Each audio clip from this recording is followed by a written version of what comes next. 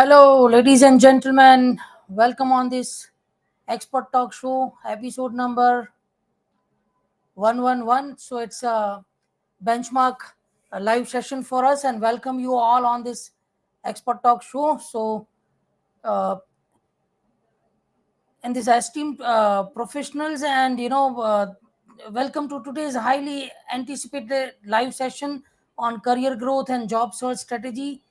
It's an absolute pleasure to have you all on this live session and ready to embark on a journey of professional empowerment and growth.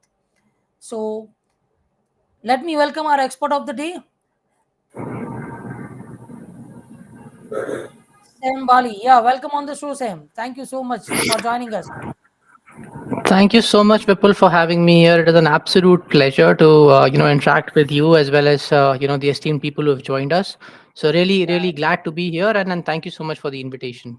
yeah, it's our pleasure, and we are in fact thankful to you for accepting our invitation and joining us on this live session. So, audience, do welcome our guest of the day. Do welcome him. Show your love.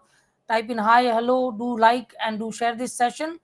And today's rapidly evolving job market, navigating the path of career success can often feel like an uphill battle. But fear not, for we have gathered here today to shed light on the most effective strategies and insights to help you thrive in your career endeavors. And I'm your host of the day, Vipul Mali, founder of Post Resume HR Consultancy. So we specializes in providing recruitment services across India and Africa, uh, for IT, engineering, manufacturing, and pharmaceutical industries. And we also have job seekers for resume writing and many for their career inquiries. Uh, Friends, purpose of this expert talk show is to bring an industry experts like Sam Bali, who will join us on live show to share their experience with all of us to help us with career insights.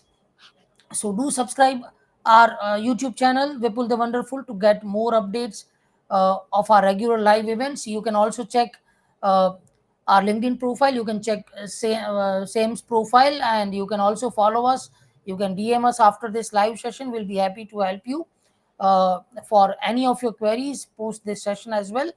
So, uh, I'm thrilled to introduce our distinguished speaker, Sam Bali, a renowned career and job search coach whose expertise has empowered countless individuals to achieve their career aspirations. With his wealth of knowledge in networking and impactful communication, Sam is here to equip you with the tools and wisdom needed to unlock your full potential and seize every opportunity that comes your way. So, throughout this session, we will delve deep into topic ranging from personal branding, professional networking to interview preparation and career transitions. But what truly set this event apart is an interactive nature of discussion. So we encourage each and every one of you to actively participate, ask questions, and engage with us to have the insightful session. So without further delay, let us dive into today's session with open minds and eager hearts, ready to absorb knowledge, spark inspirations, and propel our career to new height. And let me thank you once again for joining us, and let us make today's session an unforgettable journey towards personal and professional growth. And over to Sam. Please tell us something more about you and your journey till now. I would absolutely love to share that with you, Vipul, as well as with the larger audience. So, essentially, I have got about 8 years of professional experience. I've worked with different organizations and within different industries. So, started off my career with Credit Suisse, wherein I was based out of Pune. Worked there for about 2.5 years, then moved to a tech company in the finance space called as ADP.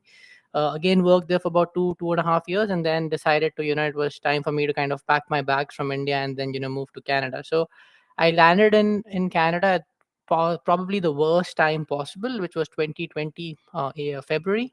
Because I landed in February, March, COVID happened, and people were being laid off left, right, and center. And, here I was looking for a job opportunity, when people were being handed pink slips. So I came here and I realized that job search abroad is very different from the way it is in India. And it took me about 8 months to find my first job in Canada. Right, those 8 months were like really challenging for me, but I think I learned a lot as well through those challenges. And that kind of allowed me to understand, okay, that okay, there is a wide space here, right? There are a lot of immigrants who come to Canada, there are a lot of job seekers who are looking for jobs in Canada. But unfortunately, so they don't have the right job search strategy, because generally speaking, what works in India doesn't really work here. So that kind of allowed me to figure out that, okay, there is a method to this madness of finding jobs in Canada, US, and most of the Western countries. So I figured out a framework for myself which allowed me to get a job. And that is how I started off with my career and job search coaching journey. And I've been doing this for a little over 3 years now. And in the last 3 years, I have worked with 100 plus candidates, who are now successfully placed across various organizations within Canada, Singapore, Dubai, as well as US. So I provide services across the board. I even have some clients who are based out of India. So yeah, I mean, it has been a really Wow. insightful and an exciting journey so far, and I wish to continue on this journey for as long as I can. Wow. Wow, that's really amazing. So you are, what you have applied in your real life, what problems you have faced in your life, now you are helping others with that experience, so that they will not have to go through that phase. Right, So right. that's really amazing. Precisely. Because I realized And that, when a person moves here, there are a lot of challenges. Culturally, the person doesn't know what to do, what to say. The person doesn't really understand, how do you integrate yourself. So I realized that there was a huge gap in what was being provided and what the expectations were. So I thought of, bridging it all together. And this is whatever I teach. It's not that, I have copied, pasted a template from somewhere. This is all based on my experiences. And I keep on, reforming or, improving my coaching program through the experiences of my clients as well. So wow. So it's been said that experience is the best teacher, oh, and absolutely. a teacher, a coach is a person who makes your experience much better, because he will make sure ki you will not suffer from the experience from which he has gone through, he has passed through. So that is something great and amazing. Keep it up. So audience, you can definitely ask your questions. Yes, Anand Kumar, welcome on the show. Thank you for showing your presence. And yes, you can show your presence by saying hi, hello, good evening, and on top of that, we would love your questions. So do participate, do ask your right questions. We would love to have them. So to start with the very first question, how to look for a job abroad, when you are going overseas. It's like, starting life from the scratch, so how to break that ice? Yeah, no, absolutely. I mean, that's a challenge which a lot of people face, and there is a certain level of depth to this question. So I'll try to kind of elaborate on that. See, broadly speaking, when you're looking for a job abroad, there are two aspects that you have to consider. First aspect is that obviously you need to find a job, but prior to that, is to figure out what is your eligibility to work in that country, right? So it's obviously about finding the right skill set, having the right skills, being able to communicate your value proposition and all of that, which is part of the career coaching aspect. But there's also an element of getting the right visa, sponsorships. Do the immigration laws apply to you or not, right? Now, within this immigration aspect, also, there are broadly speaking, there are two categories of visa. First category of visa is the self sponsorship route, right? So let's just say, for example, if you take Canada, right, you have got various pathways to immigration. You have got, permanent residency. You've got provincial nomination programs. You've got Atlantic nomination programs, right? These all would fall in the category of self sponsorship, meaning you don't really need a job offer to kind of come to this country and then look for a job. What you'll have to do is you'll have to write some examinations for English. You'll have to get your educational credentials done, right, so that the Canadian government or whichever country you're applying to knows that you have the right skills. They are doing an accreditation based on their norms. And then you can come and you can start working. This is the easier route, but it takes a longer time. The other option is that if you have certain core skill sets. Let's say you are a fantastic coder, right? You know .NET or PHP or Java, or you're really good in Python or something like that, and there is a shortage of those professionals in the country that you are looking to get into, then you can pitch yourself to professionals who are working in their industry. Network with them the right way, and then there is a possibility that somebody would say, you know what, I'm not able to find the right skill set in this country, so let me hire somebody from India or wherever that person is, right? So in my career coaching journey, I mean, majority of my clients are based out of Canada, but then there have been a few who have been able to help to gain sponsorship for Singapore as well as for USA, right? So those opportunities exist, but the first aspect is to understand what visa provisions are there. I do provide consultation on that as well, so if somebody's interested, feel free to reach out to me and I can help you out figuring out the strategy, right? So that's the first aspect. And the second aspect is, if you know that, okay, there is a provision that exists for a person with my qualification and my skill set, then the second aspect is to network the right way with the right set of people, right? Let's say if I am looking for a job in finance in, let's say, Ireland, right? Now I know that there is a shortage of skilled professionals in Ireland because it's the economy is growing. Of course, Europe is not doing so well right now, but Ireland, from that standpoint, is still is an exception to that fact. So let's say if I want to move to Ireland, I need to look at what all occupations are in shortage there. Then, and if I get to know that, okay, FP&A professionals, financial planning and analysis professionals are in shortage, then I will start building connections with FP&A professionals within Ireland. That would be my first step, right? And then once you build those connections, once you are able to establish a rapport with those people, that's when you start letting them know that you are looking out for a job opportunities in Ireland, for example. And then you build a connection with them, you talk to them, you understand what is the work that they do, how different it is in terms of what you do in your current role versus what they are doing. Once you are able to understand that and you are able to bridge that gap, that's when they will have that confidence in you that, okay, I am willing to bet on this person, right? So they will refer you, and if the company is willing to sponsor your visa, that's how you kind of move into it. uh, Yeah, yeah. So we have one question from Vasudha Sharma. mhm. Vasudha, we are discussing your question only, so you can pay attention to it, and that this is what Sam is discussing about. So how to look jobs for experienced person. So we are discussing that only. So yeah, Vasudha, you have asked the question at the right time. Yes, Sam. Yeah, Please continue. yeah, no, Yeah. absolutely. So see, the thing is, if you're an experienced professional, again, you have to first figure out, okay, what category you lie in, right? Within, let's say, IT, for example, are you into product management? Are you a business analyst? Are you a software developer, right? There are countries which have shortages of these kinds of people with this kind of a skill set, right? IT, broadly speaking, is IT skill sets are in demand across the globe. So whether it is Ireland, whether it is Austria, whether it is Germany, whether it is Luxembourg, whether it is Canada, whether it's Australia, you do these countries do have that kind of a shortage, and they do need these kinds of people. So the best way would be, firstly, figuring out what visa categories would apply to you, whether you want to go through a self sponsorship route or you want to go through an employer sponsorship route. And if the intention is to go through an employer sponsorship route, then the best way is to network with the right people to understand what the role exactly entails, right? Now, obviously, like with any other process that you do, the results are never guaranteed. So the best way is you start networking and figuring out what is it that you lack at this point in time, what is the delta that you need to bridge. Once you have bridged the delta, that is when you will start applying for jobs abroad, because at least now you will have an understanding of what the role entails.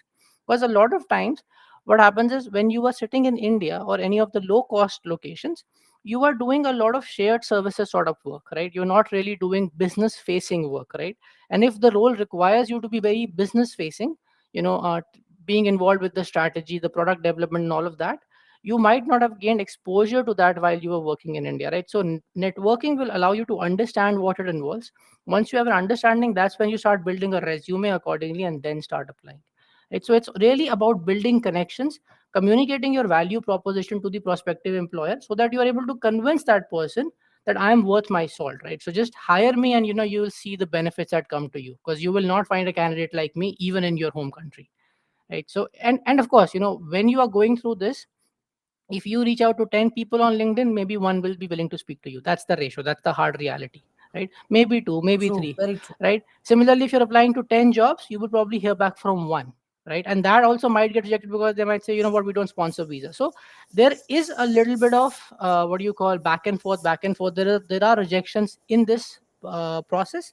But if you continuously do it for 5 to 6 months, you can certainly, like, I am 80 to 90% confident that if you have the right skill set and the right strategy, you can get employer sponsorship from companies abroad. I have worked with people who have been able to get that. I've worked with clients, and I know people outside of my client base also have been able to achieve this through the right strategy. Wow, that's answered very well. And yes, audience, you can definitely check Sam's profile. You can definitely connect with him. If you are any further query, you can DM him. He will be happy to answer your queries after this session as well. And yes, Vasudha, hope we have covered your question and you got the answer. So, as you have said, there is, you know, there is no job assurance, or there is no surety of job if you do the process. But which the word which you have emphasized, quite a many times, which is network. Right. You know, so how to network effectively? Said about LinkedIn networking, but overall, how to network effectively to crack this, job hunting process, or to be overall successful in whatever we are doing. Yeah, no, I think that's a very, very valid point that you've raised, Vipul. I think, you know, people really don't understand the concept of networking. A lot of prospective people or clients who reach out to me, they say that I've been networking effectively. So I ask them, okay, what do you do? And they say, I spot people, who are in the higher position, then I just send them a connection request. I say, okay, well, is there anything else that you do? He says, yeah, the once the person accepts my request, I tell him, here's my resume. Can you find me a job? Right? Or they say, you know what, I send them my resume. I don't even look at the job postings on their career portal. I just send them my resume and I say, hi, here's my resume, can you do the needful? Right? And they consider that to be networking. Right? That's not networking at all. you know Networking per se is really about building connections and relations. Right? What you are doing is you're being absolutely transactional with that person. Right? You're not trying to build any kind of a relation whatsoever. the when it comes to networking effectively, it has to be in the sense that there has to be a give and take, right? So if, let's say, I want jobs abroad, or I want to grow abroad, or go abroad, sorry, or for that matter, I want to understand more about what my next role would be like. I need to understand, what all it entails. For that, the other person has to give me his valuable time, right? And I have to be able to add something to that individual, right? Now, how can I do that, right? If there is no give and take involved, it is not networking, it is you being transactional, right? So the first thing that you can obviously do as a job seeker, or as somebody who is looking for some kind of help and support, is you can try to find a common ground. Let's say that you and I reach out to you, and I see that, okay, you and I have studied in the same college. You were my senior by 10 years, right? That could be an effective starting point for me. Let's say that you and I worked at a point in time in the same company. We may be sharing a same university, right? It could be any of those things. The idea is to try and find common grounds first, right? Using those common grounds, you obviously click on the connect button on LinkedIn. Then you add a note. You get 300 or 200 characters. Now you add a note and you say, you know what, hi so and so, hi Vipul, I looked at your profile, found it to be really amazing. Great to know that you work in so and so industry, as senior manager in finance. I have a keen interest in pursuing a similar career. So I would just want to know more about your career journey so far, right? This is me wanting to know more about you, Vipul, as a person, as opposed to me asking you for a job directly, right? Now, what's going to happen is, let's say if Vipul accepts my connection request and says, you know what, sure, Sam, I'd be more than happy to kind of connect with you. मैं आपसे बात करना चाहूंगा, things like that. Then, once you are in that position, wherein that person has agreed to speak to you, that is when you let him know, okay, these are my career aspirations, tell me more about what you do as a senior manager in finance, right? So you will start sharing your stuff, right? I can make notes of those things, right? The intention is to build a relation. The intention is to become friends first. Have these conversations 2 or 3 times. After two or three such conversations of 10 to 15 minutes each, there would be a point in time when the other person would say, you know what, I really like your skills, Sam. I really like the fact that, you have the right potential. You've done very similar work. Why don't you apply for this job in my company? I'd be happy to refer you. Right, that's how you obtain referrals. When I work with my clients who kind of need help in this regard, I obviously sit with them, and I do a full 2 hour session on networking. I talk about LinkedIn networking, I talk about networking in terms of coffee chats, I talk about networking in terms of how do you do informational interviews. And one thing that one has to keep in mind is, let's say the person cuts to the chase. The person says, you know what, I understand that you might be looking for a job. I'm happy to help. I'm looking for the right kind of candidate. Tell me more about how you can add value to my team, to my organization. At that point in time, you have to be prepared. Think of it like an informal interview, and if you are able to impress the person, there's a 90% chance that you will go through a formal interview process as well, but that would just be an eye wash. Right, because you already know the hiring manager, you've been able to impress upon the hiring manager. The rest, everything else is just done for formality's sake. So the intention is, be prepared when you are going for that conversation. Right, because it could go either ways. It could just be an exchange of ideas. It could also mean that the person really is looking for somebody in his or her team, and really wants to assess whether you are the right person or not. Right, so being prepared is one aspect, exchanging value is another aspect, and third aspect, which is I think the most important, is to really have that human connection and build a relationship. The way I look at networking is not really about job search or anything. It's really about making friends. I have worked with 100 plus clients, and I can say this for a fact: at least 70 to 80 of those people are such with whom I share a close relation. Right, and you'll be surprised, I haven't met a single person. Okay, maybe once I've met a person in person, but other than that, I haven't really seen anyone face to face. Like, I've of course had video chats with them, but like, I haven't really met them in person. Right, and yet I share a close relation, close bond with them. Right, they've been employed for the last 2 years. I still continue to Wow. share that. So that is again a way for me to network with the right people, because tomorrow when I want to look for a different job, I have no plans of switching at the moment, but let's say if I do intend to, then this network will also come in handy. I have made 70, 80 friends who can refer me to for different jobs. And I don't do that with, and I don't maintain this relation with the intention of switching. I just maintain this relation because they're good human beings. I have had great interactions with them. Right, so that is what networking is all about. It's about exchanging value, it's about making friends, it's about really building a connection. And once you do that, everything else just follows.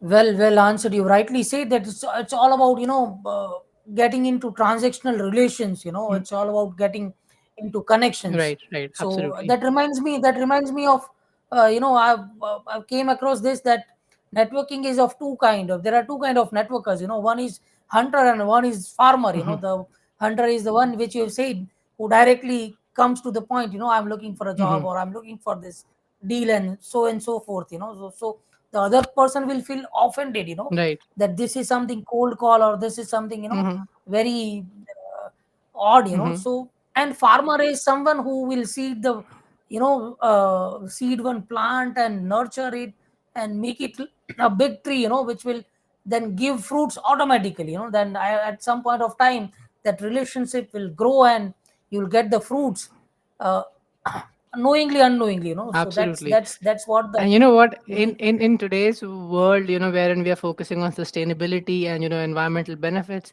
the world of hunting is over. Nobody wants to be a hunter anymore, because you can't be. So you have to be a sustainable organic farmer if you want success, right? So True. the same thing applies to job search as well. Like, see, think of it this way, right? If, let's say, somebody who was sitting in one corner in Africa, right? That person is not known to you, reaches out to you and say, hi, I'm looking for a job, can you help? In today's world of technology, where scams are becoming a big thing, would you really trust that person? Right, so now imagine you being in No. India, reaching out to somebody in the US. That person has no connection with you whatsoever. Right, and you reach out to him and say, you know what, I'm looking for a job, can you help? That person doesn't even know whether you are genuine or not. Right, you might be genuine, but there's also a perception. Right, so you have to build that relationship first, so that the perception is managed. You are perceived as the person who's competent, who has the right skills, can do the job, and only then would somebody go through the effort of referring you and eventually help you secure a visa. True, true, very true, very true. Right. You rightly said. Great, great. Yeah, thank you, Vasudha, for the appreciation that you got the answer, and we are happy to give you the right answer. So, moving on to the next question, after networking, what comes into the mind is resume. How to prepare a killer resume, Hmm. an effective resume, which will, it's been said that first impression is the last impression.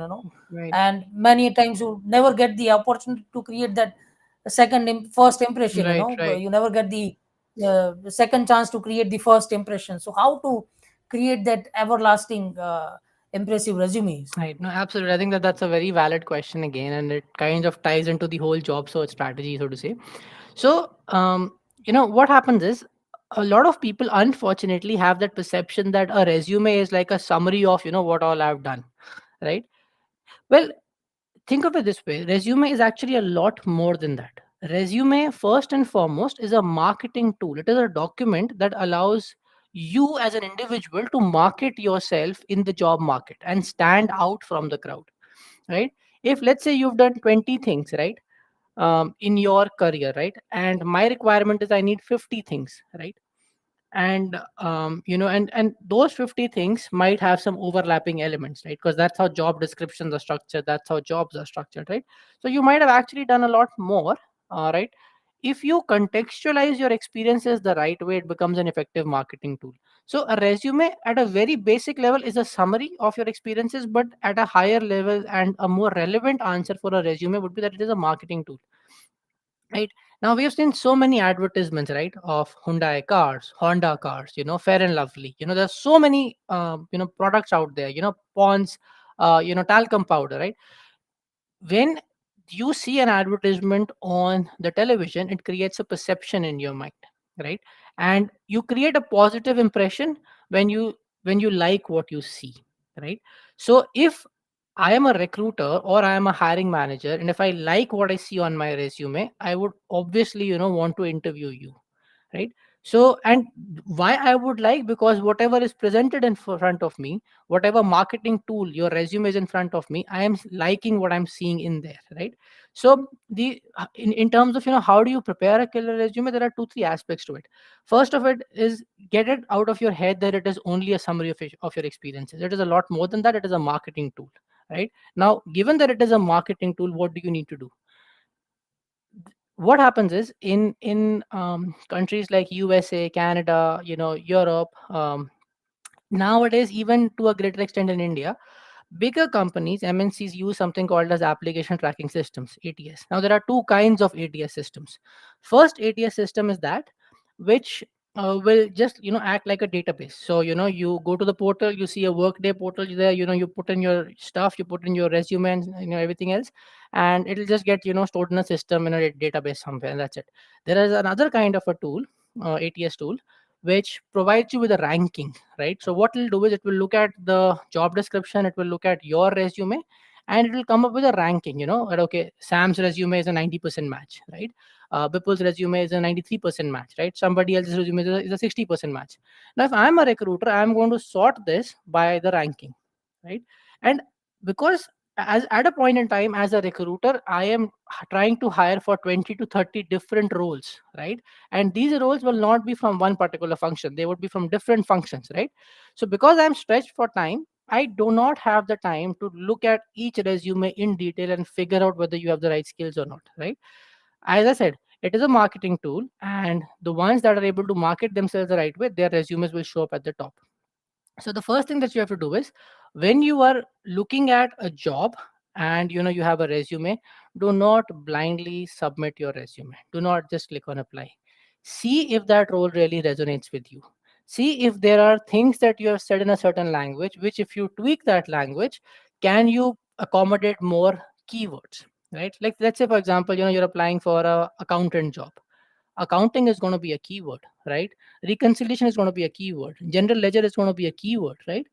If you have more of these words repeating in your resume, your ranking goes up. As a recruiter, I don't have time, because for one job, nowadays there are 3 to 400 applicants a minimum. I will not scan through 400 resumes. I will just download those top 10, 20 resumes, and I will just go through those. And if I like somebody, I'll give a call. If I don't like somebody, if I don't find 5-10 people from there, I will repost the job on LinkedIn or on the other platforms, right? In India, why it is not so prevalent is because in India, still a lot of companies do manual screening of resumes. But here abroad, everyone, big companies especially, use ATS systems. So the best way is that you have to align and contextualize your experience based on the job description, right? On an average, it will take you about an hour to prepare a resume for one job application, right? So gone are the days, where you can have one resume and you apply to like 200 jobs one after the other. You have to really contextualize your experience. You have to also metricize your achievements, right? Let's say, for example, somebody says, you know what, I built a dashboard in Tableau, right? That's a good skill to have. How about you say it this way? I built a dashboard in Tableau leveraging XYZ that led to a cost saving of $500,000, right? So now what's happening is you are really trying to metricize to me that because of something that I did, the organization saved $500,000, right? A lot of people just have, bullet points after bullet points written in their resume. They don't really metricize their achievements. They don't really metricize or quantify what value they bring to the table, right? So it's imperative that you contextualize your resume the right way. There are a lot of transferable skills. If you're looking to, let's say, pivot from one profile to another, let's say if you want to pivot from a business analyst to a financial analyst, the word analyst is there in both. What that means is both these jobs require you to do a lot of analysis. You are going through data in both of these jobs. You are trying to understand the requirements in both of these jobs. So there is a transferable skill set there. If you have a knowledge of accounting, you can always, and you have a knowledge of, let's say, SQL, you can always pivot between these two profiles, right? The idea is to focus on your transferable skills, contextualize your experience the right way, metricize your achievements. If you do all of this and have a structured resume, chances are that you will get more interview calls as compared to more rejection emails. It's really about focusing on quality over quantity. Very true, very true. I can relate myself with this because i Hmm. can i can see myself on the other side of table Right, being recruiter. right, right. I can relate this, what you are saying about resumes. So data says that we recruiters generally spend, can you imagine how many seconds we give to each resumes? Probably 30 seconds or less. That's what I'm guessing. Because you have a lot of resumes to go through. Hardly, its data says hardly 5 to 7 seconds Imagine. are given to a single Right. resume. We just scroll it from top to bottom. Hmm.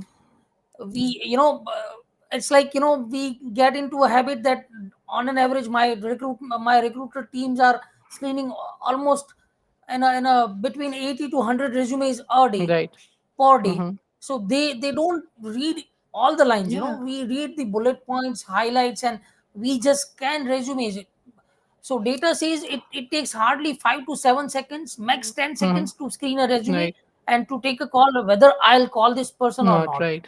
So calling comes first. If I'll not call, then interviews and rest all will come, Mm, on a later stage. absolutely. So Absolutely. we take a call just in 5 to 7 seconds, that whether I'll call you or not. Right. So that is how the importance of Oh, resumes yeah. is.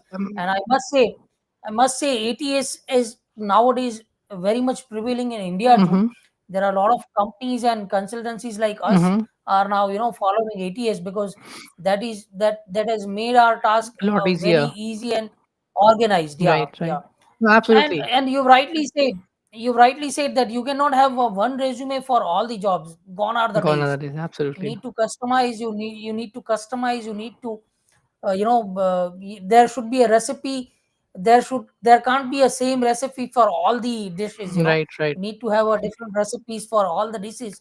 The same way you need to have a different flavors to all the any job or any profile you are applying to. Absolutely. And you should customize your resume before applying to any job, if that profile is matching with your potential, your skills. No, absolutely. Yeah. I think that's again, the example that you gave, right, of having the different flavors for different recipes and stuff like that, right? So like if you, let's say, आपको butter chicken खाना बहुत अच्छा लगता है, right? So आप butter chicken खाते हो, and that's great, right? और आपको butter पनीर खाना बहुत पसंद है, right? But आप suppose करो, if you go to a restaurant And in that restaurant, you order, let's say, methi chicken, or or palak paneer or something like that. The recipe is going to be different, and the end output is going to be different, right?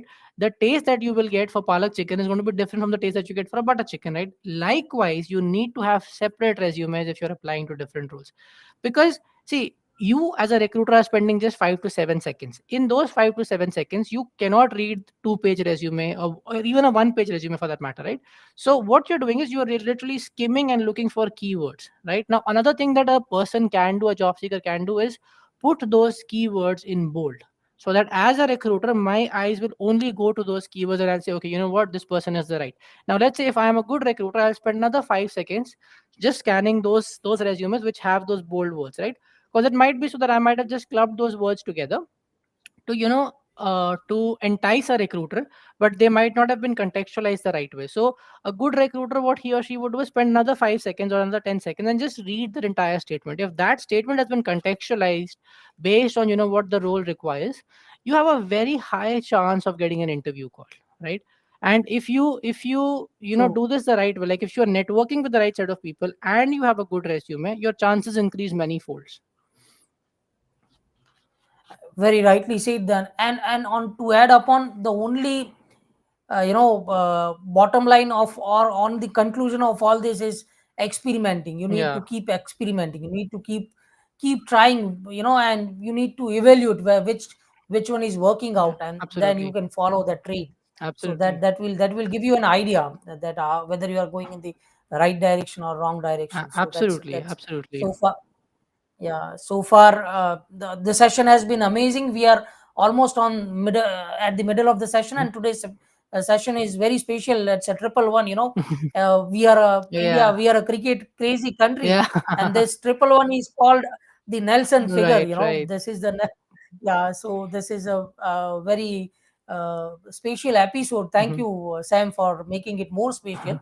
My And yes, pleasure. audience, yeah, you can again requesting you to visit Sam's profile. You can definitely connect with him, follow him for more updates. You can DM him for more updates, and yeah, don't forget to follow us for the regular updates.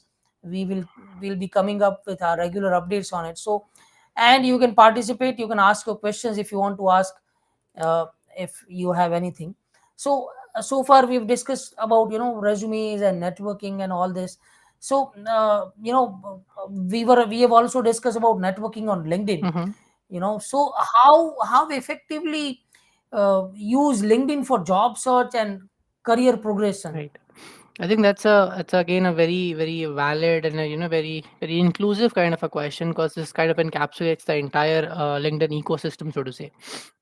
So, see, LinkedIn is a platform which has the elements of a traditional job search website, along with certain very specific elements of social media, right? So, and the reason why LinkedIn is gaining traction across the globe is because everybody can come together there. So you have got job seekers, you have got recruiters, you have got career coaches, you have got other businesses, right? Everybody is there on LinkedIn. Why? Because anyone and anything and everything that you have to do with job search starts and ends with LinkedIn, so to say, right? Before I get into how to use it effectively, I'll just give you some comparisons, right? So globally, the biggest job search website is Indeed, right?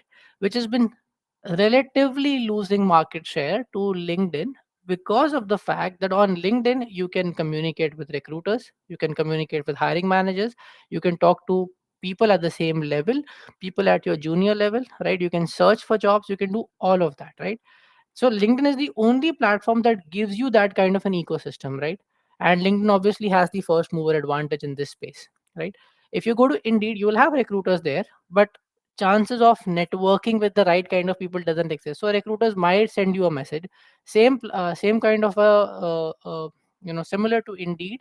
That kind of an ecosystem applies to Naukri.com as well in India, right? You have recruiters, they might message you on your Naukri account, but that's pretty much about it. You can't really interact with the hiring manager. You don't even know, right? You can't interact with people in that organization.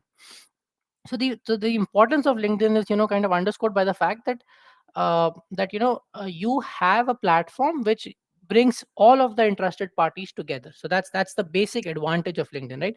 In terms of how to use it, right? There are 3 to 4 things that you can do, and depending upon what your aim is, you can look at it that ways. If you're searching for a job, then LinkedIn allows you the opportunity to network with the recruiters, with the hiring managers, and with your peers. When you are reaching out to recruiters, right, you can let them know very directly that, what, I see this, there's a job opening in your company. I see that, this is the role that, your team is hiring for. I have the right experience. Here's my resume. Why don't, I'm confident that, I'll be a good fit for this job.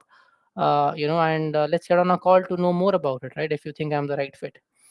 The reason I'm being so direct with recruiters is because they are under a deadline. They have been given a target. You need to fill up these many requisitions within so and so time.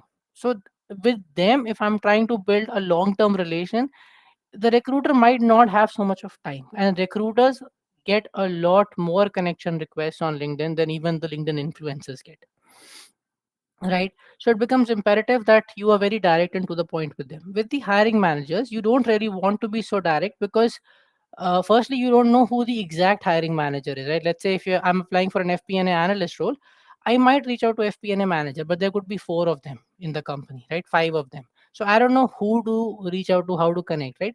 So my message has to be more about seeking growth, seeking or understanding, how I can grow and develop in my career, right? It's about giving value to the other person for the experience that he brings to the table, right? So you do that, you build a relation with him that ways. There could be your peers, right? With peers, your messaging has to be more in regards to, understanding the technicalities of the role, right? So saying, hi, so and so, I looked at your profile, great to know you work at this company as an FP&A analyst. I have experience of 3 years in this role, and I would like to know more about what you do, right? So he can really share his technical stuff, right?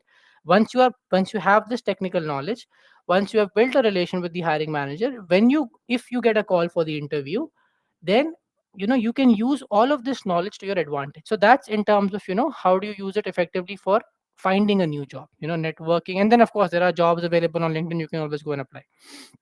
In terms of career progression, right, there is something called as LinkedIn Learning. There are tons of videos about career progression there. You can get to know what are the frameworks, right? Let's say if somebody, and because I do career coaching, which is not just job search is a major part of it, but it's not just that. Like, I also tell people how they can have their appraisal conversations. What are the things that they have to keep in mind to ask for a raise or ask for a promotion, right? Stuff like that.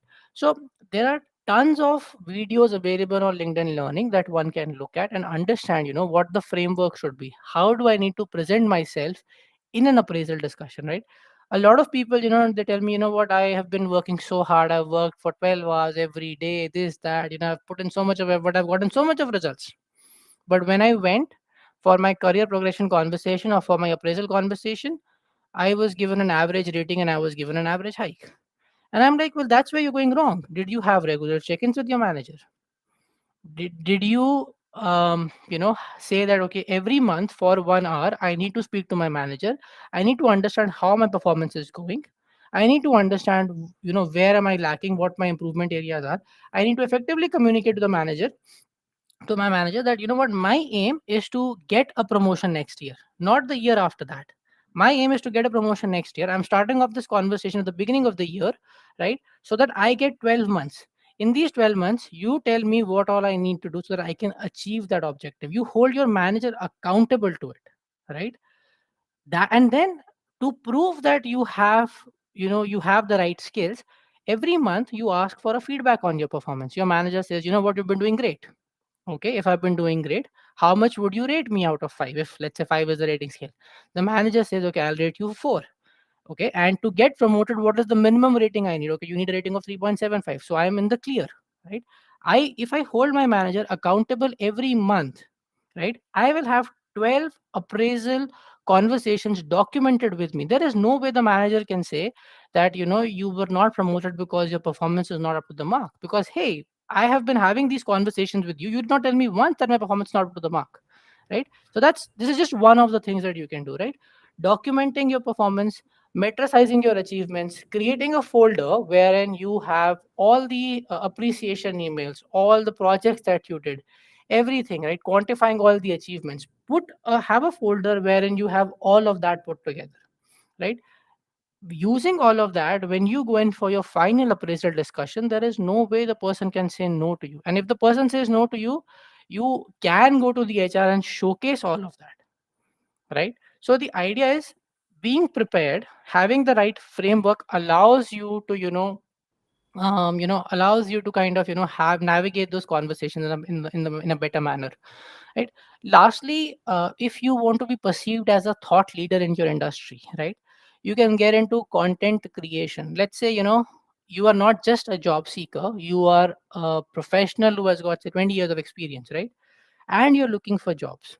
Or let's say you with 20 years of experience, you are now at a VP level or like a managing director level, and your next role is, let's say, going to be a CFO or a CTO or a CEO, right?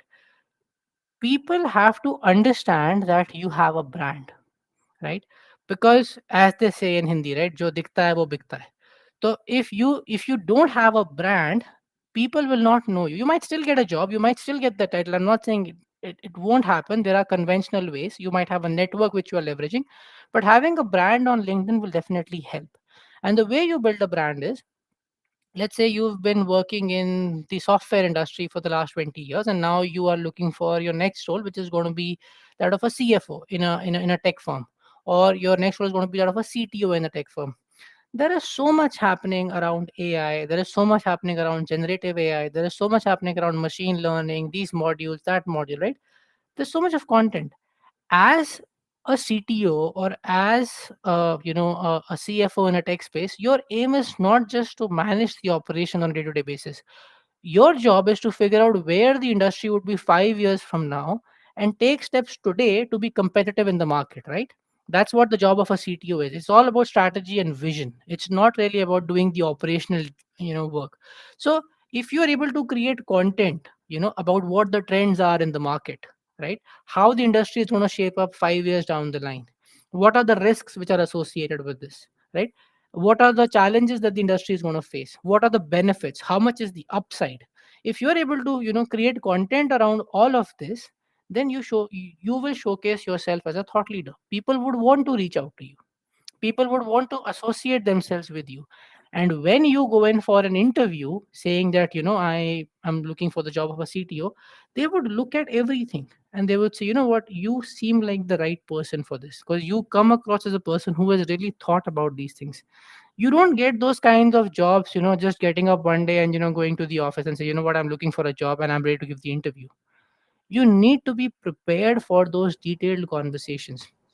Let's say if you are working, if the company that you want to that you're being interviewed by is a loss making company, as a CTO, as a CFO, the first question is, this is the situation that we are in. If we are going to hire you, what are the three things that you're going to do to make us profitable in the next 1 year? If you haven't thought about these challenges, there is no way you're going to get a job. And you will think about these challenges, or you would know what to say if you have been doing your research, if you've been creating some kind of a brand for yourself, right? So LinkedIn is a tool which, and because CEOs, CTOs, CFOs, recruiters, everybody's on LinkedIn, doing it on LinkedIn makes the most sense for you. So, depending upon what your goals are, you can always leverage LinkedIn to get to the next level, to get a better appraisal, to get your next job. It could be either of those things. That's wow. That's so, you explained it so well, and you rightly said, but it's not, going all of a sudden at the end of the year going and asking for the appraisals or the Hmm. results. You start it from the day one, and it's all about smart work with hard work, not only hard work. Yeah, So yeah, that's true. absolutely. That's I'll true. just give you an example, right? Like, say, I have a certain brand only. I'm not saying I'm great at branding and stuff. I'm not, right? But I do post content on LinkedIn, and people see that, and that's when they reach out to me. And obviously, the people that I've worked with, they have a good feedback about me. So there is a word of mouth marketing happening there as well, and that's how I get my client. I'm not into paid marketing. I'm not doing anything of that sort, but I'm still getting some clients, and that's because I have been able to establish a very small little niche or a brand for myself, right? And whether you are a job seeker or you are, in any stage of your career, you can create your personal brand, and LinkedIn professionally allows you to do that in the best possible manner. And I must say, secret to this is consistency. As you Oh, said, yes, it's not absolutely. it's not one appraisal, it's 12 appraisals. You divide your Yes. appraisals into 12 parts, so it's consistency. You prove yourself for 12 months, day by day, Yeah. every day. And the way you are saying content creation, you're doing, Mhm. you are getting appreciations, and you're getting trust and faith of the audience, because you are doing it consistently. You're doing it regularly, and that matters. Absolutely. That's the secret, that's the key to success. So great. Here, Absolutely. Anand is asking to our previous conversation. We had a conversation about killer resume, so I think he's asking Mm-hmm. on that. Thanks for your Mm-hmm. for the good information. Is getting resume from outside agency is good, or must be done by ourselves only? So yeah, if you can. No, for sure. Yeah, yeah, for sure. I think that's a very valid point, Anand, and I'll kind of give you more context to it. See, even if let's say you were to hire a resume writer from outside, right? Now I do a lot of resume coaching, right? Some people do reach out to me and saying, I want an ATS compliant resume. Like I said, right? If you want butter chicken and you want palak chicken, the recipes are going to be different. The taste is going to be different. So how can I give you one resume or one recipe which will make you both a palak chicken also and a butter chicken? Right? It doesn't work that way, right? So if you are going to go to an outside agency, it could be Naukri, it could be thousands of resume writers on LinkedIn. I also do resume writing, but my process is slightly different, right? You will only get one resume, right? And that one resume, no matter how good it is, it will still fall short of the expectations, because for every job that you're applying to, your intention is to have an 85 to 90% keyword match. The ideal thing for you to do would be to understand how to customize my resume every time. Learn that from a career coach. You can reach out to me, you can reach out to anyone else. There are so many career coaches. Some are really good, some are not so good.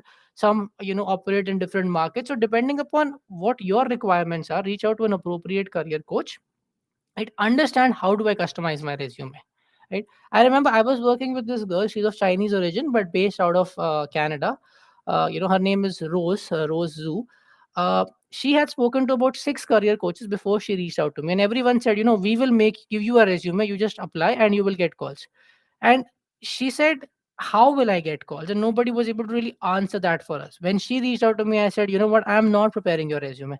I'm going to tell you how to prepare a resume. You will have to put in the effort. You have to do it every time and you'll start getting calls. Would you believe, in 1 week itself, she applied to 25 jobs and she got 6 interview calls, right? So the Wow. if you reach out to an outside agency and you get one resume, it's not going to work. You have to understand how to customize your resume every time, and there are methods and ways through which you can optimize the process so that you are able to churn out more resumes in a shorter span of time. But having one resume will just not work in today's day and age. Yeah, so well answered. So that, Anand, hope you got your answer. So one resume will not work. It's you need to learn from an expert like us to make your resume, your profile on a regular. How you can keep it upgraded day in day out. That will make the sense. Yes. So moving on to the next question, Mhm. how to pivot from one profile to another without undermining your existing experience. I think that's again a very valid point, and I think I'll talk a little bit about myself and some of the clients that I've worked with. So, when I started off with, with my career, I had done, BCom honors, and I'd got pretty good grades. And I thought, what? Well, I've done commerce. Let me move into the natural step. What for me would be either to go in for chartered accountancy, CA, or it would be to get into, and do an MBA in finance, right? Because I understood, finance and commerce a little bit. So what I did, I went in for an MBA and then I got a job in finance. That's when I realized that I'm not, I mean, I'm good at it, but again, it didn't give me the fulfillment that I wanted, right? So, I started exploring opportunities, and then I moved from one industry to another, and right now, professionally, I'm in that space where, I like the role. But I started off my career in accounting. I moved into financial corporate governance. And after that, I moved into an FP&A role, right? So I have also pivoted from one profile to another to another. And then because I realized that there is a white space, there is an opening, and there's a dearth of people who can give you valuable career advice. That's why I got into career coaching and stuff, right? So because I've myself pivoted from different profiles, and and I had no prior experience of FP&A. prior to getting into my current organization. So the way you have to do is, if let's say I'm doing accounting, right? The debits are going to remain the debits, the credits will remain the credits. It's not going to change, right? Your cash at bank is going to be your cash at bank. It's not going to change. So as an accountant, you are doing a lot of things that you would do as an FP&A analyst also. As an accountant, you are reconciling different general ledger accounts, right? As an FP&A analyst, you are analyzing those accounts to figure out where my next, how much am I going to be spending in the next few months, right? Or how much additional revenue will I generate? So as you can see, there is a lot of correlation between these two roles, right? There is a lot of sync, backward and forward linkage between these two roles. So when you're trying to pivot from one profile to another, you have to figure out what those linkages are, right? Because see, if I have worked as an accountant, I cannot say that I have done FP&A before, because I haven't, right? And if you lie on your resume, chances are that you will get caught somewhere, right? So you don't want to risk that. So be honest that you have worked as an accountant, but showcase everything that is important to show that linkage, that you can do an FP&A analyst job as well. I'll give you a good example. When I used to work in Credit Suisse, I was working in the accounting profile, and we used to do something called as glass sign off, general ledger account sign off, right? So we used to do that every month, right? When I'm signing off, I'm basically signing off and saying that I have looked at the transactions in each of these, and I'm comfortable with whatever is ongoing in those accounts, and I'm okay with that. Now, when I moved to an FP&A role, I do something very similar, right? I I kind of do a sign off on the budgets and the accounts, and and the forecast, right? I put them in the system, right? It goes in with my name in the system, right? So there is an equal amount of ownership that I'm taking in both. There's an equal amount of analysis that I'm doing in both, right? Let's say if there's a person who wants to move away from he wants to move from a business analyst profile into a data analyst profile, right? A business analyst does a lot of requirement gathering, does a lot of like, he's like the linking pin between the user and the developer, right? But at the same time, he is using a lot of SQL queries to extract data. He's looking at how I can get the best reporting out with the with the most efficient query of SQL, stuff like that. A lot of these things you would also do if you were a data analyst and you are creating models in Python, right? So having an understanding of what the linkages are in between your current profile and your future profile is the way to go about it, right? Now let's say if you're pivoting from a completely unrelated profile, let's say you have worked in sales and marketing and now you want to get into finance. Now that's a difficult challenge. I mean, it's more difficult because the linkages are less, right? So then my suggestion is, you have to make a gradual transition. Let's say if you're working into sales and marketing in an IT firm, and you want to move into a financial analyst kind of a role, you can obviously network within your company and see if they're willing to give you a chance, but chances are that they won't. So the best way is you move from an IT sales profile or IT sales and marketing profile into a banking or a financial company's sales, and then from there you will have an understanding of the products that, that they're working on, that you are selling, whether it's mutual funds, whether it's derivatives, so on and so forth. And then using that superficial knowledge of the products, you move into a more analytical role. So it'll be a gradual transition, but a transition nonetheless. And while you are doing this, always let them know that you have the skills to get the job done. So you will never undermine your skills. You will be paid at par. Maybe you might be paid 5% less, but anything below 5%, then the industry average will not make sense, True, true, true. You've rightly said right? that never undermine yourself. You Mm-hmm. need to, face the transition very, with a very confident, with you can prepare yourself very well. And yes, Anand is appreciating. Even Nivedita is also appreciating. Great explanation. Thank you, Anand and Nivedita. And yeah, guys, you can follow us. You can connect with us afterwards. You can connect with Sam. If you have any further queries, then we will be definitely able to guide you, help you with whatever best we can do. So moving on to with the one of the last question of the day. If Mm-hmm. I'm a student or a fresher, what should I do to get the right job? Because that is the very tough question for freshers nowadays. They have so many questions, so many confusions from outside or from the, this today is an era of social media buzz. Right, So right. how to get the right job if I'm a student or a fresher? So I think that's again a very valid question, and I firmly believe that you should always follow your heart, right? And if you are a student, right, let's say you are in your 11th and 12th, or let's say you're doing your graduation or your post graduation, that is the time for you to really explore, especially if you are in your 11th and 12th and you're doing your graduation, right? You see, you could have done a BSc in nuclear physics, but you really like to organize the fests in your college, right? You're okay at nuclear physics, that's fine, but you really like to organize fests. Then maybe you have a liking towards marketing or sales, something which is more outgoing in nature. Vis-a-vis, you could be doing a bachelor's in marketing or a BBA in marketing, right? But you really like to be introverted and you like to play with numbers, then maybe a career in accounting or finance would work for you. So the first thing that you have to do as a student or a fresher is to figure out what is it that resonates with you. A lot of people feel that since I've done a bachelor's, like in my case also, right? I did a BCom, and so I felt okay, I should do finance. Not necessarily. If I have given a chance again, I would probably do an MBA in marketing because I like that aspect more now, right? And it happens with a lot of us, right? And so I'm trying to pivot, right? I'm trying to see what works for me. But for me at this age, it comes with a cost.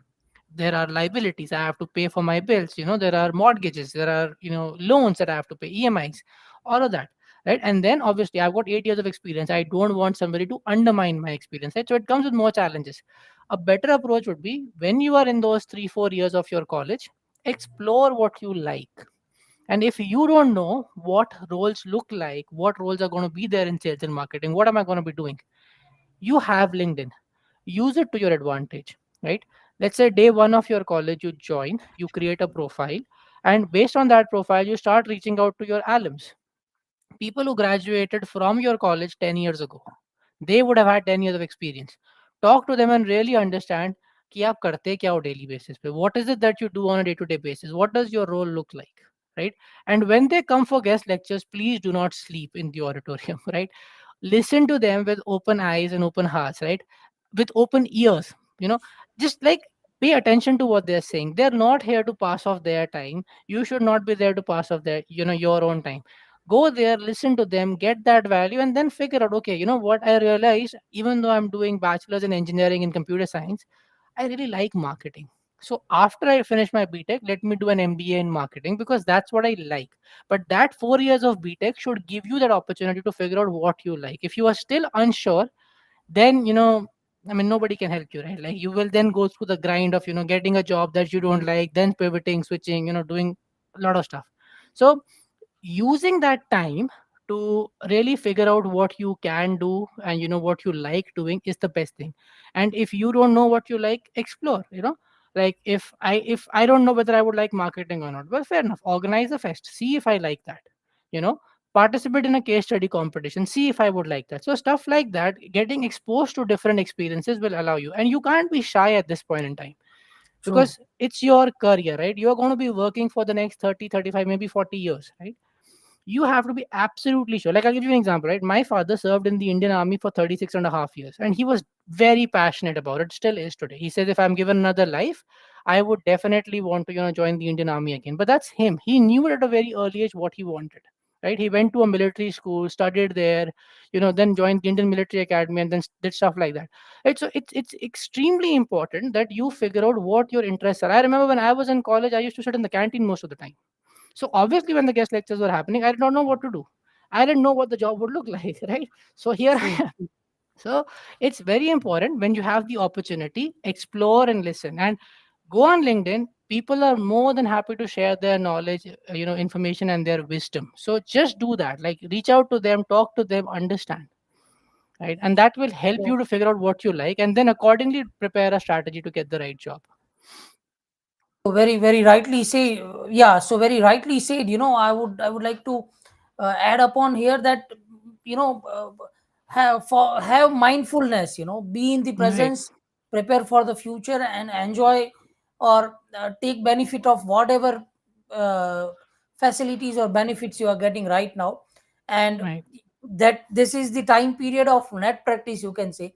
So net Yeah, practice you absolutely. can do if you're a if you're a cricketer, then we can do bowling, batting, fielding, wicket keeping. You can do anything, and you can see what is best for you, and then you can do the live in the live match. You can do the best which you felt that you are good at, and others have also told you that yeah, you are doing great in this, that, because Right. you should not buy others opinion, but yeah, that matters a lot when you are going into the market. So you should also Absolutely. yeah, here to that. So that's great. That true, true.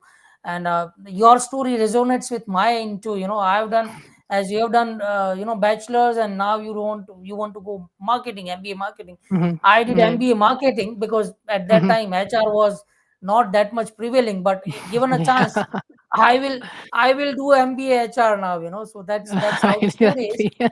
Yeah. So Absolutely. that's how the life is. But Hmm. mindfulness, enjoying presence, and preparing for your future is the best advice. Yes, Absolutely.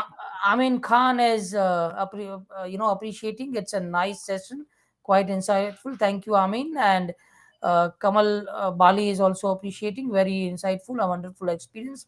Thank you, Sam and Vipul. Yeah, so thank you uh, for the appreciation. So to conclude with, what will be your final words, your final advice, your concluding notes for our audience?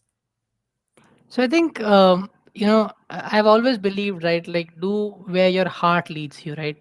I've always when I was growing up, I thought that if I want to build a career, it has to be something in which I can make money, and that's a very counterproductive approach in my opinion, because we like to do things from our intuition, not so much from our mind, right. I'm not saying it's not that one should always follow your intuition, but if your intuition leads you somewhere, start listening to it.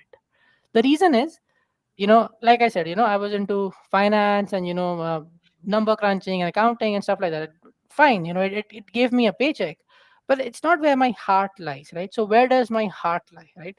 Listening to your heart allows you to take the right steps at the right time, rather than going ahead in your life and then trying to find ways and means to bridge the gap and do all of that. So that's the first thing that I'll say. Secondly, I'll say is, today people are living in the age of information. When I was in my 11th and 12th, LinkedIn was practically non existent. Or even if it did exist, the internet penetration was not so much. We did not live in the age of 5G. So we didn't have so much of information, right? Today, you have so much of information just at the click of a button that you can learn so much more. So invest time in learning something, whether it is, that you want to, grow to the next level, whether it is you want to, get this kind of a job, whether you want to, pivot from one profile to another. You have the information and you have people who have done that. So talking to them, seeking their opinion, seeking their insights will help you to devise your strategy, right. So like you said, right, be open, be mindful, be observant, keep your eyes, ears, and hearts open. That will allow you to learn more things. So do that. And lastly, I'd say is, LinkedIn is a platform which is really good for your career progression. So, use it wisely, use it to its maximum potential. A lot of people are, just on LinkedIn for the heck of it. They don't really do anything. Start utilizing that network the right way, be consistent on it. And if you are there, people will notice you, people will give you opportunities. People will, recognize your efforts and they will come to you for help if you are in that space. And yeah, and then if you have any questions regarding career coaching or job search or resumes and stuff like that, you can always reach out to me on LinkedIn. I'm always available. I do try to reply to all the messages that I get. It might take me a while, but I do always reply to people. And I also have like a small YouTube channel, so if you want, you can I'm not very active on YouTube. It's been a while since I posted any videos, but you can reach out to me on YouTube as well, and I'll try to answer as many questions as I can. Yes, audience. So I put in that LinkedIn, and yeah, hello. I think, uh, I yeah. We can hear you, Can you, Vipul. We just can't see yeah, your video. yeah. So I put in that LinkedIn and YouTube link in the chat right away, so you can check that link and you can connect with Sam. He'll be happy to help you. So you rightly said, Sam. Concluding notes were a take over the day. Close your eyes and listen to your heart, and follow the intuition. That will make the sense. So that's amazing, and you are doing great, Sam. Keep it up. Hope to see you again on our expert talk show with another interesting topic. This is 111, and we would like to see you on again 150 or 200 episode, and would love to see you again. Thank you so much, and wishing you a great success. Thank you so much. Thank you so much, Vipul. It has been an absolute pleasure to be here, talking to you, talking to the audience. And, and I'll always be glad to, come back on your, podcast or on your show. So happy to So be we here. are And thank you so much for, It would be our giving me pleasure. the So audience. yeah, it would be our pleasure. And session was planned for an hour, and it's been almost 1 hour 15 minutes, and still the Ah, audience is there, and we are enjoying it. So once again, thank you so much, and hope to see you again. Stay blessed. Keep smiling. Thank you so much, Vipul. Thank you. My Take care. Bye pleasure. bye. Thank you. Bye bye. Yeah. Yes, so audience, this was an amazing session. Today was our 111th Expert Talk live show, and we want to continue this journey. So be with us, follow us, subscribe my YouTube channel, follow me on LinkedIn, and be with us. DM me, connect with our expert, and you can get their help, because the mission of this expert talk show is, we believe in sharing and caring. So we bring in experts who are with the spirit of sharing their knowledge and experience with you all guys. So be with us. See you next week. And audience, this session was powered by Post Resume. So we do provide talent acquisition services across India and Africa since 2007. So do visit my website for more details and connect with us if you're looking for any help or guidance. With that note, wishing you a great weekend. See you next week. Thank you. Take care. Bye bye.